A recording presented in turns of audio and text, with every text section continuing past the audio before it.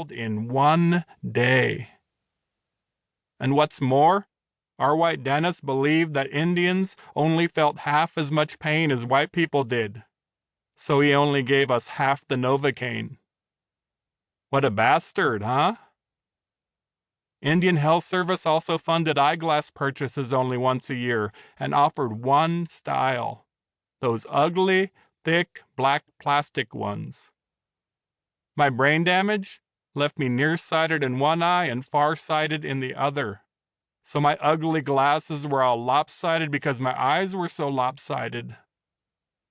I get headaches because my eyes are like enemies, you know? Like they used to be married to each other, but now hate each other's guts. And I started wearing glasses when I was 3, so I ran around the res looking like a 3-year-old Indian grandpa. And oh, I was skinny.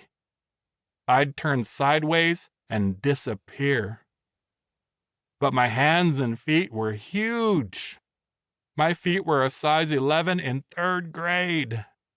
With my big feet and pencil body, I looked like a capital L walking down the road. And my skull was enormous. Epic. My head was so big that little Indian skulls orbited around it. Some of the kids called me Orbit, and other kids just called me Globe. The bullies would pick me up, spin me in circles, put their finger down on my skull, and say, "I want to go there."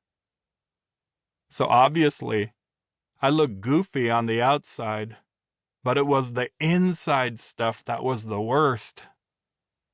First of all, I had seizures, at least 2 a week. So I was damaging my brain on a regular basis.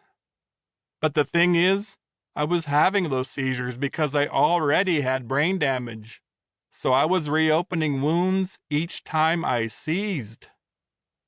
Yep, whenever I had a seizure, I was damaging my damage. I haven't had a seizure in 7 years, but the doctors tell me that I am susceptible to seizure activity. Susceptible to seizure activity. Doesn't that just roll off the tongue like poetry? I also had a stutter and a lisp.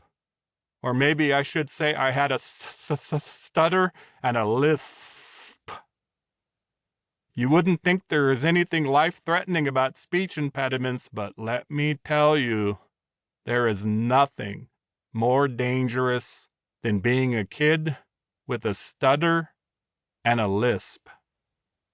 A 5-year-old is cute when he lisps and stutters. Heck, most of the big-time kid actors stuttered and lisped their way to stardom. And geez, you're still fairly cute when you're a stuttering and lisping 6, 7, and 8-year-old, but it's all over when you turn 9 and 10. After that, your stutter and lisp turn you into a retard. And if you're 14 years old like me and you're still stuttering and lisping, then you become the biggest retard in the world. Everybody on the res calls me a retard about twice a day. They call me retard when they are pantsing me, or stuffing my head in the toilet, or just smacking me upside the head. I'm not even telling this story the way I actually talk, because I'd have to fill it with stutters and lisps, and then you'd be wondering why you're listening to a story read by such a retard. Do you know what happens to retards on the res? We get beat up at least once a month. Yep, I belong to the Black Eye of the Month Club. Sure, I want to go outside.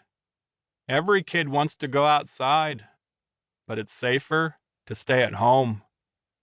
So I mostly hang out alone in my bedroom and read books and draw cartoons. There's one of me on page 3 of the PDF. I draw all the time.